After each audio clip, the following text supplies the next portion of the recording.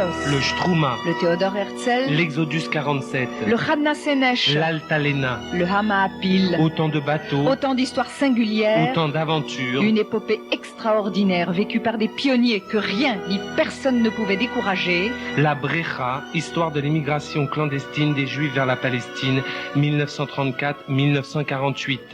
Un feuilleton conçu et réalisé par Laurent Lopez et Gilles Rosier, Avec le soutien de la Fondation Doron.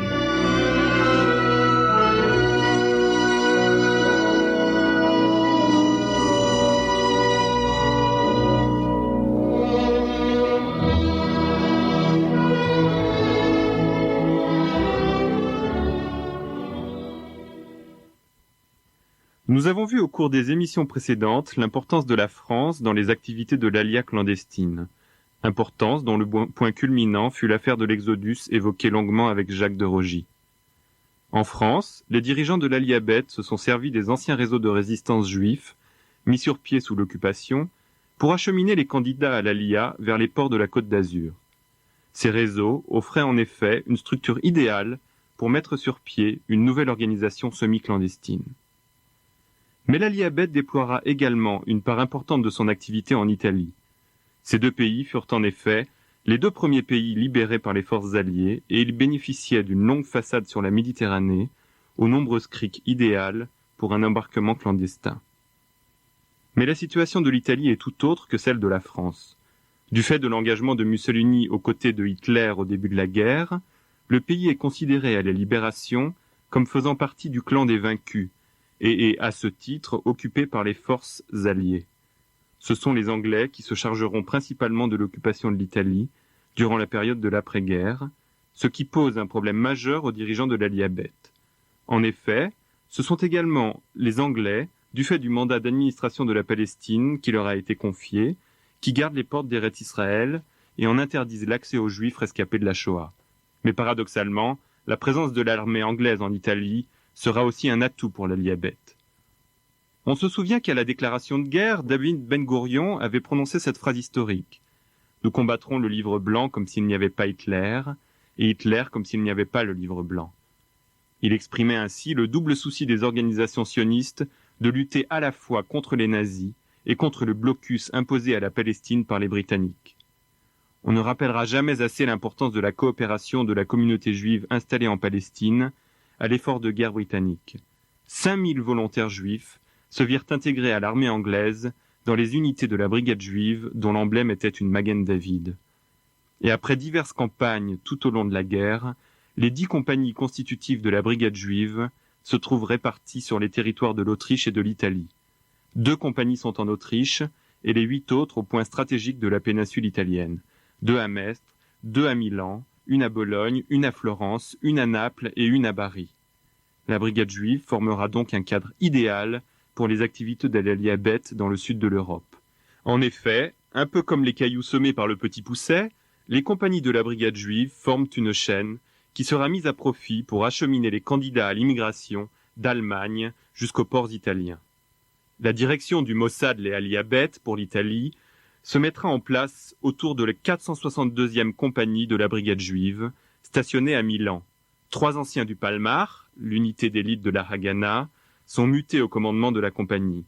Ce sont Eliaou Cohen, dit Ben-Hur, Meir Davidson et Israël Livertovski, qui formeront le premier noyau en mai 1945.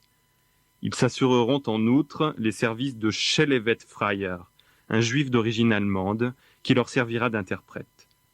Ils seront bientôt rejoints par Yehuda Arazi, plus connu sous le pseudonyme de Alon. Celui-ci est envoyé par Shaoul Avigour, le grand patron du Mossad et Alia Bet, qui dirige les opérations à partir de Tel Aviv. Yehuda Arazi a déjà 40 ans en 1945, et Shaoul Avigour compte sur sa maturité pour renforcer les structures italiennes déjà en place. Il a également une longue expérience de la clandestinité, acquise dans les Balkans pendant la guerre et en Palestine après l'armistice. Enfin, Shaoul Avigour envoie également en Italie une femme d'une 40aine d'années, Ada Sireni. Celle-ci est née en Italie au début du siècle, mais très jeune, en compagnie de son mari Enzo, elle est montée en Eretz Israël et a fait partie du noyau fondateur du kibbutz Givat Brenner. En mai 1945, son mari, membre de la Haganah, est parachuté en Italie pour venir en aide à la résistance locale et préparer l'arrivée des Alliés. Depuis cette date, Ada n'a eu aucune nouvelle de lui, et c'est pour partir à sa recherche qu'elle se porte volontaire dans les services féminins de la brigade juive. De son côté, Shaoula Vigour profite de cette Italienne d'origine, issue de la grande bourgeoisie juive, qui connaît parfaitement le pays et qui pourra, le cas échéant, user de ses nombreuses relations. Ada Sereni ne retrouvera jamais son mari, supplicié par les nazis, mais rendra des immenses services à la cause de l'Aliabet. Aujourd'hui, Ada Sereni a 86 ans et vit dans une maison de retraite à Jérusalem. Du fait de son âge, elle n'a pas pu témoigner à notre micro, mais c'est grâce à son récit que nous pouvons vous raconter l'histoire de l'Aliabet en Italie. Les 6 émissaires du Mossad mettent rapidement sur pied les structures nécessaires pour organiser les premiers départs. Le convoyage des réfugiés est assuré grâce aux camions de la brigade juive, qui vont les chercher dans les camps de personnes déplacées d'Allemagne et d'Autriche, chaque compagnie mettant quelques camions à la disposition du Mossad. Ce sont les 3 officiers de la 462e compagnie qui supervisent les convois. Pour le logement des réfugiés avant leur embarquement, la couverture militaire du Mossad permet de réquisitionner fermes et manoirs en toute impunité. Les bateaux nécessaires aux embarquements sont achetés soit par la direction du Mossad à Paris ou à Tel Aviv, grâce à l'aide financière des Juifs d'Amérique, et notamment du Joint, soit directement par la direction italienne. C'est Yehuda Arazi qui se charge des transactions, mais elle a parfois recours aux relations d'Ada Sereni.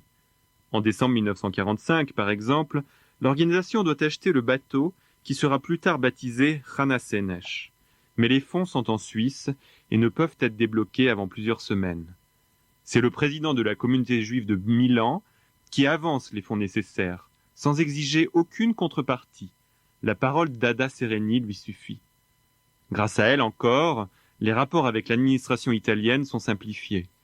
Elle fait également intervenir ses relations en haut lieu, lorsque le carabinier se montre trop curieux ou arrête un convoi de réfugiés par excès de zèle. En août 1945, le premier convoi est organisé. 35 passagers montent à bord d'un minuscule bateau, le Dalin. Ils débarqueront une semaine plus tard sur les rivages d'Eretz Israël. À son tour, en septembre, le Nettuno prend la mer et parvient à faire 2 voyages sans encombre.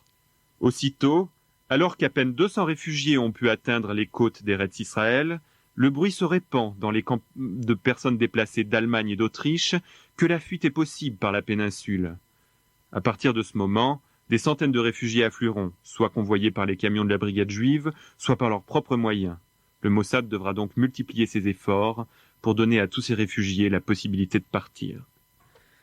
Mais les activités de l'Aliabet vont bientôt être compromises. Le gouvernement britannique et les dirigeants sionistes arrivent à un état de tension tel à propos de la Palestine que l'armée anglaise décide de dissoudre la brigade juive en juillet 1946.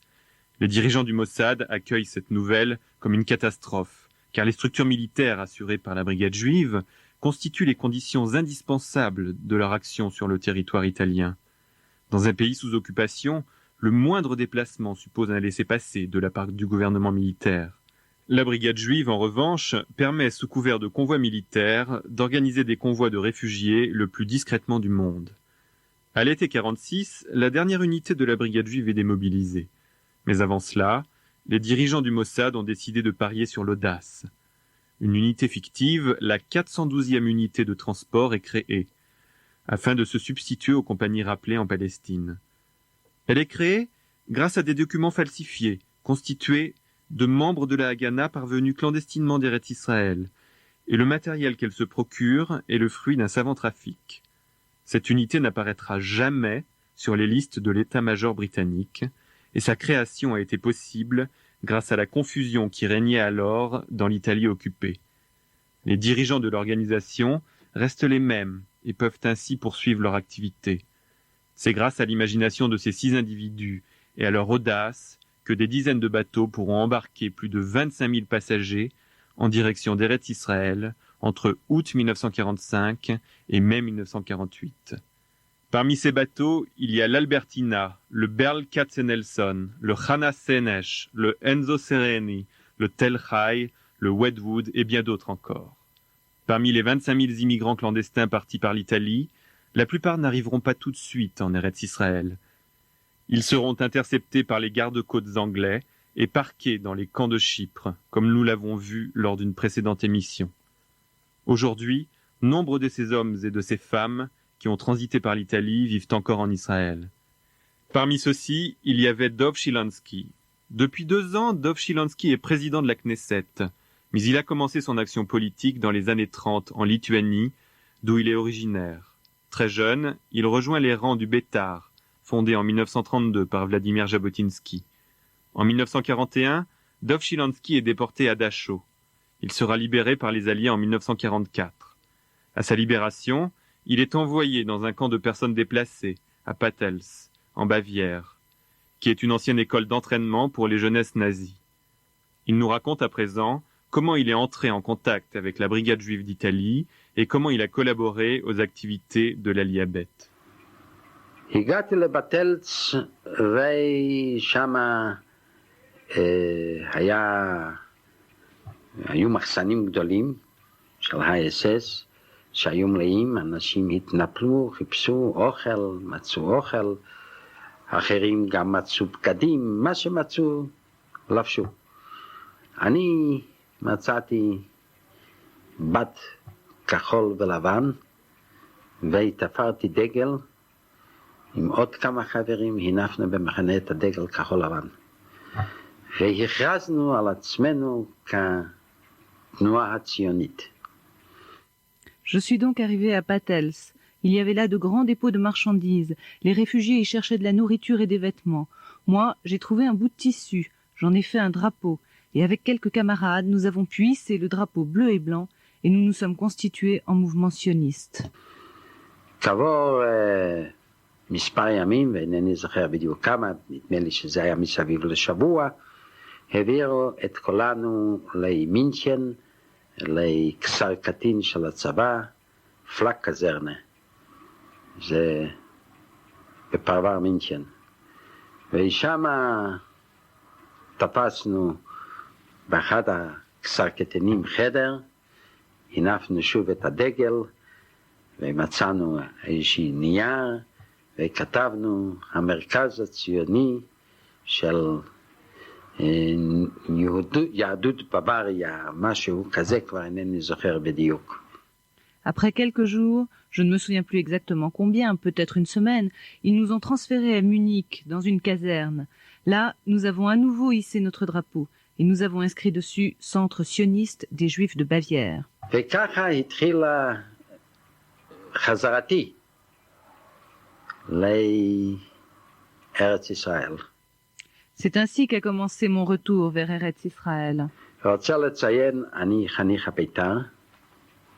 לפני המלחמה הייתי כבר מגויס, למרות שהייתי נער, בשורות, בתאי המחתרת שהקים בליטא, הארגון הצבאי הלאומי, אבל אני יחד עם החברים האחרים חשבנו שאחרי השואה האיומה אין יותר מקום למפלגות, וצריך להיות תנועה ציונית אחידה. ובמשך תקופה מסוימת פעלתי באותה מסגרת. יותר מאוחר, כשנוכחתי שלמרות השואה ולמרות דעתי, התנועות קיימות בפועל, חזרתי גם אני למפלגת האם שלי, לתנועת האם שלי, לבית"ר. Je voudrais signaler que j'ai été éduqué par le Betar et que je faisais déjà partie de ce mouvement de jeunesse clandestin créé par l'Irgun avant la Shoah. Mais mes camarades et moi-même, nous pensions qu'après la Shoah, il n'y avait plus de place pour différents partis et qu'il fallait qu'il n'y ait qu'un seul et unique mouvement sioniste. Plus tard, lorsque j'ai constaté que malgré la Shoah, les différents partis persistaient, je suis retourné au sein de mon mouvement d'origine, le Betar. התחלתי לחפש את הקשר עם ארץ ישראל ועם הארגון הצבאי הלאומי.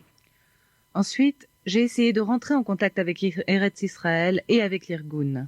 אחרי שאנחנו הקמנו באותו פלק קזרנה, כמו שאמרתי, את התנועה הציונית, הגיעו כבר בימים הראשונים שלאחר מכן קצינים של הצבא האדום, והתחילו והודיעו שכולם צריכים לחזור לרודינה, היינו למולדת. Après que nous ayons hissé notre drapeau, des officiers de l'armée rouge sont venus dans notre camp nous annoncer que nous devions rentrer dans notre patrie d'origine. ואנחנו תקף התחלנו לנהל תעמולה שלא ייסעו חזרה, הדרך היא ארץ ישראל. אני מוכרח להגיד, גם אז הייתי נער צעיר מאוד, איפה לקחנו את החוצפה, כשפה מסתובבים קצינים של ה-NKVD, ואומרים, מי שלא יחזור בטובות, יכריחו אותו. אבל מי שיחזור בטובות, יחזור לבית שלו. מי שאחר כך לא יבוא בטובות ויביאו אותו בכוח, אז הדרך שלו לסיביריה פתוחה. Nous avons commencé à faire de la propagande pour que les gens ne rentrent pas dans leur pays d'origine, mais pour qu'ils prennent le chemin d'Eretz Israël. Nous étions jeunes, et je ne sais pas où nous avons trouvé l'audace d'aller contre les ordres des officiers du NKVD soviétique. En effet, ils disaient que ceux qui ne rentreraient pas volontairement seraient menacés de force, et qu'ils pouvaient être sûrs de se retrouver en Sibérie s'ils n'obéissaient pas. האמונה שלנו בארץ ישראל והדביקות שאחרי השואה הזו אין מקום ליהודים מקום אחר מאשר בארץ ישראל. Nous avions une telle foi en Eretz Israël. Nous pensions qu'après la Shoah, il n'y avait pas de place ailleurs qu'en Eretz Israël pour les Juifs. והיו כאלה שאמרו, אתם לוקחים על עצמכם אחריות גדולה. מאיפה יש לכם האומץ לקחת אחריות להגיד לי שאני לא אסע עכשיו הביתה, לבית ממנו באתי, ואשאר פה, אין קשר עם ארץ ישראל, לא שומעים שום דבר מארץ ישראל, ואתם תגרמו לכך שאם ישמע בקולכם, ייקחו אותי אחר כך לסיביריה. Il y avait des gens qui nous disaient que nous prenions une grosse responsabilité de dire qu'il ne fallait pas rentrer, mais rester là alors que nous n'avions aucun contact avec Eretz Israël et qu'on n'en entendait même pas parler. Ils nous disaient que ceux qui nous écoutaient seraient finalement envoyés en Sibérie. ואז החלטנו מספר בחורים לצאת לחפש דרך לאיטליה. למה לאיטליה? היות ועוד כשהיינו בדכאו במקום עבודה, אחד שעבד איתי עבר במקרה על יד מקום שהיו מפקחי עבודה גרמנים והמזינו לרדיו, והוא שמע במקרה כשהוא עבר הודעה של הרדיו הגרמני, die jüdische Plattfußarmee ist in Italien eingetroffen. היינו, הצבא היהודי עם הפלטפוס נכנס לאיטליה. Nous avons alors décidé, avec quelques autres, de chercher un moyen de rejoindre l'Italie. Pourquoi l'Italie? Alors que j'étais à Dachau, un de mes compagnons de travail avait entendu, en passant à côté d'un garde allemand qui écoutait la radio, l'armée juive a débarqué en Italie. יצאנו לכיוון איטליה, ממינכן, לחפש את הפלטפוס ארמה, את הצבא של הפלטפוס. על מנת שתבינו עוד יותר, אני מאיר בליטא ושמה שבלי, ובימי חיי עד לשואה לא נסעתי מרחק יותר גדול מאשר לאיזושהי עיירה במרחק של 50 או 60 מטר, קילומטר, אולי עוד פחות מהעיר שלי, בעגלה.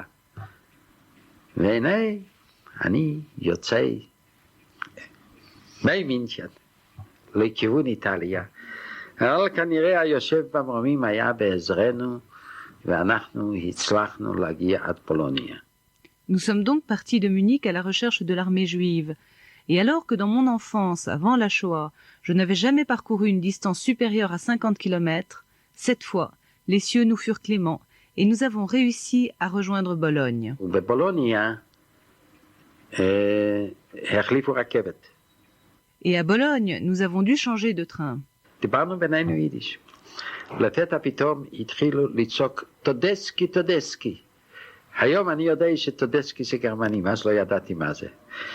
והתנפלו עלינו, תפסו אותנו, והכניסו אותנו בתוך המחנה לאיזשהו מקום סגור ברשת תיל, ושמו עלינו שומר. Entre nous, nous parlions yiddish. Soudain, quelqu'un commença à crier « Todeski, Todeski !» À présent, je sais que Todeski veut dire allemand, mais à l'époque, je ne le savais pas. Et ils nous ont arrêtés, nous ont parqués dans un lieu clos, sous surveillance. חשבו אותנו לגרמנים. יידיש, הרי זה אותו צליל כמו גרמני. Ils nous avaient pris pour des Allemands, car le yiddish a la même sonorité que l'allemand. הסיפור הוא מאוד ארוך, איך אני ועוד מישהו מאיתנו הצלחנו לברוח מהמצר הזה, הסתובבנו בבולוניה, ואני מאוד מקצר, זה סיפור של 1000 לילה ולילה, שהגענו למקום, לבית הכנסת של בולוניה, שבפעם הראשונה לאחר השואה, באותו ליל שבת, התכנסו שרידי יהודים, אולי היו 10-15 יהודים שהתכנסו פעם ראשונה לתפילת ערב שבת, ואנחנו הופענו, ומשם הוביל הדרך אחרי שוב 1000 לילה ולילה, מצאנו את הבריגדה היהודית שחנתה בפרברי בולוניה. Il serait trop long de raconter comment j'ai pu m'échapper avec un camarade et comment nous avons tourné un certain temps dans Bologne. Je vais résumer car c'est une histoire qui pourrait durer 1001 nuits. Nous nous sommes retrouvés dans une synagogue à Bologne où pour la première fois depuis la Shoah, une quinzaine de juifs se réunissaient pour l'entrée de Shabbat. Et enfin, nous avons trouvé la brigade juive qui stationnait dans une banlieue de Bologne. באותו מחנה היו במקרה, באותו יום יהיו שני אנשים, האחד הוא דובדבני, שהוא היה פה חבר כנסת, והשני הוא סורקס. והם בדיוק נסעו מדרום איטליה לאן שהם הגיעו לכיוון גרמניה, לכיוון הצפון. והם נשארו ללון למנוחת ערב באותו מחנה של הצבא בבולוניה. ואז אנחנו הגענו, ואנחנו סיפרנו שנשארו יהודים בחיים, סיפרנו על התנועה הציונית, ולקחו אותי מספר ימים יחד עם דובדבני המנוח, נסענו בכל מיני מחנות של הבריגדה, ואני סיפרתי את הסיפור. זה היה על מנת ככה לעודד את האנשים, כי הייתה להם כבר התכנית של להתחיל להבריח יהודים לכיוון ארץ ישראל לאיטליה, והבריגדה עשתה את זה. אז זה היו שלבי תחילת ההכנה. אני סיפרתי על מה שעבר עלינו, ואז עם 4 מכוניות מסע הלבישו אותי במדים של קצין צבא בריטי, והם נסעו 4 מכוניות מסע יחד איתי, חזרו לגרמניה ונכנסתי איתם ביום אחד לפנות ערב, נכנסנו לתוך הפלק-קזרנה, לתוך אותו מחנה, עם מכוניות של מגן דוד אדום, סליחה, אותי הלבישו לא קצין בריטי, במדים של הצבא הבריטי, אבל במדים של הבריגדה, ועם חיילים מהבריגדה. Dans le même camp de la brigade juive se trouvaient par hasard 2 émissaires de l'Alia Bet, Duvdevani et Surkes, qui venaient rechercher des survivants. Ils venaient d'Italie du Sud et se rendaient en Allemagne. Ils passaient la nuit dans les camps de Bologne où je me trouvais. Nous avons parlé des survivants d'Allemagne, du mouvement sioniste que nous avions organisé, et avec 4 camions de la brigade juive, en uniforme d'officier de l'armée britannique, nous sommes partis pour l'Allemagne. Et un jour, au crépuscule, nous sommes arrivés au camp d'où je venais, avec les camions et les uniformes de la brigade juive, marqués de l'étoile de David. ההתלהבות, האקסטזה הייתה לא יאומן. הייתה לי סכנה שידרסו אותי או יהרגו אותי מרוב אנשים של חיבוקים ונשיקות, וכל אחד רצה לגשת ולראות במו עיניו, לראות את המכוניות עם הבריגדה, לראות את החיילים עם הסמל מגן דוד אדום. L'enthousiasme était inimaginable. J'ai failli être écrasé par tous ces gens qui voulaient m'embrasser et qui voulaient voir les camions des soldats de la brigade avec leur étoile de David. ואז אותן 4 המכוניות, העמסנו עליהם פליטים, ואלה היו 4 המכוניות הראשונות שהגיעו מאותו אזור בדרך לא דרך לאיטליה. Ensuite, nous avons embarqué les réfugiés dans les 4 camions et nous les avons conduits en Italie. C'était la première expédition qui partait de cette région d'Allemagne. À son retour en Italie, Dov Chilansky renoue contact avec l'Irgun et reprend du service dans ses rangs. Il participera jusqu'en 1948 aux activités de l'Irgun dans le sud de l'Italie. Ces activités sont similaires à celles de l'Aliabet en France, dont nous vous avons déjà parlé dans les émissions précédentes. Procurer des faux passeports à tout le monde, pourvoir au ravitaillement et enfin essayer de faire passer les réfugiés clandestinement grâce aux bateaux affrétés à partir d'Italie. Les activités de Dov Chilansky ont également consisté en d'autres opérations sur lesquelles il reste plus discret, et c'est la raison pour laquelle il est recherché par les autorités militaires britanniques. Il doit finalement fuir l'Italie et songer lui-même à son alia. Et l'aventure de Dov Chilansky n'est pas terminée. Il a embarqué à Marseille sur l'Altalena, le premier bateau affrété par l'Irgun après l'indépendance d'Israël, en mai 1948. L'Altalena transportait non seulement des combattants de l'Irgun, mais aussi des tonnes de munitions devant servir à la guerre d'indépendance. Mais de l'autre côté de la Méditerranée, Menachem Begin, le chef de l'Irgun, est en conflit avec David Ben Gurion, car il refuse d'incorporer les forces de l'Irgun à celles de la Haganah pour créer la toute nouvelle Tzahal. Finalement, au terme de longs pourparlers, un accord est conclu, et Begin demande aux passagers de l'Altalena de suivre les ordres de Ben Gurion. Mais le bateau ne reçoit pas le message radio, et à la suite de ce quiproquo, Ben Gurion donne l'ordre de tirer sur l'Altalena dans le port de Jaffa. Celui-ci sombre en quelques minutes, faisant des dizaines de victimes et emportant avec lui des tonnes d'armes et de munitions qui auraient pu être précieuses dans le combat contre les armées arabes qui s'étaient engagées dès le lendemain de l'indépendance. Malgré cette tragédie, Dov Chilansky s'engage dès son arrivée dans les forces de Tzahal. Nous avons très souvent évoqué durant les émissions précédentes l'entêtement du pouvoir britannique à refuser aux Juifs le droit d'accès à Eretz Israël. Et nous avons voulu essayer de comprendre pourquoi les Anglais seront restés sourds à toute considération de nature humanitaire. C'est pourquoi, dans notre prochaine émission, nous demanderons à Roland Marx de nous expliquer de quelle manière l'attitude des Anglais vis-à-vis d'Eretz Israël s'inscrivait dans le cadre plus large de leur politique extérieure au Moyen-Orient.